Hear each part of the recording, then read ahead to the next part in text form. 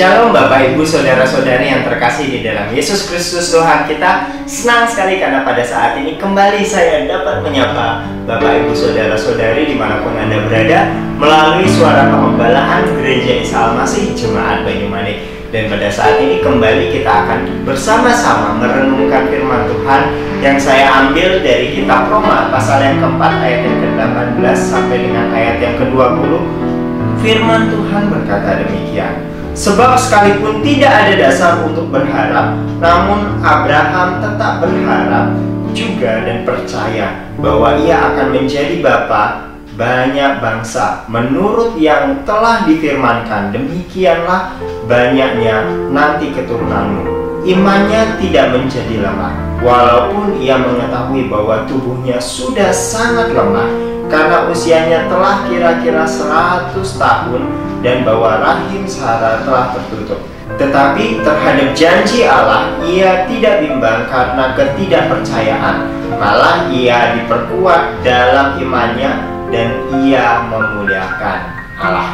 Ya, dari pembacaan firman Tuhan yang sudah kita baca bersama-sama, saya berikan sebuah tema bagi kita saat ini untuk kita renungkan, yaitu tetap memilih percaya dan berharap. Sekali lagi, tetap memilih percaya dan berharap. Ya, di dalam kehidupan yang kita jalani tidak dapat dipungkiri bahwa setiap orang pasti punya pergumulan hidupnya masing-masing. Ada tantangan, ada persoalan. Baik orang yang percaya kepada Tuhan maupun orang yang tidak percaya kepada Tuhan, semuanya memiliki masalah. Kalau begitu, apa yang menjadi perbedaan?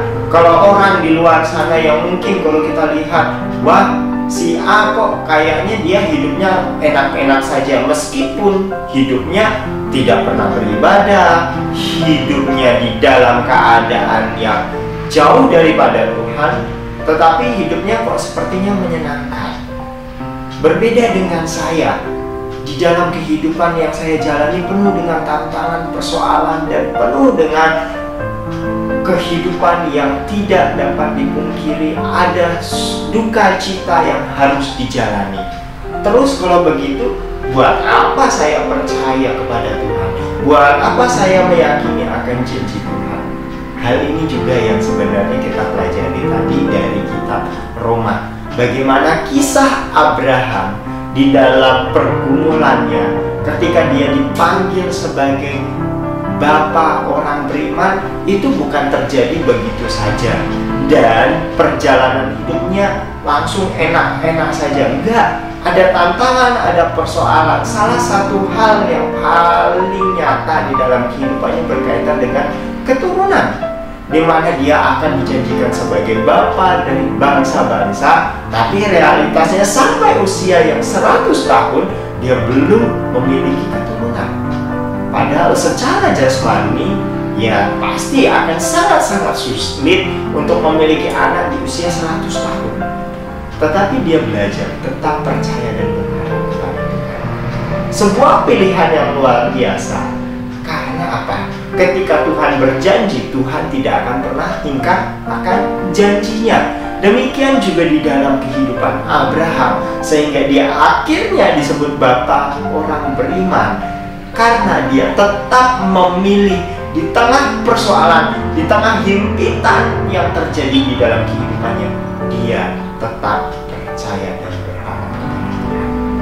Sehingga dalam persoalan-persoalan, termaksud ketika akhirnya dia dikaruniakan anak, dia tetap percaya bahwa ini adalah anak yang Tuhan anugerahkan, dan dia terus berpegang kepada imannya. Sehingga ketika ia dicobai, imannya diuji untuk mempersembahkan anaknya yang dikasihinya, dia tetap belajar ikut akan pimpinan Tuhan.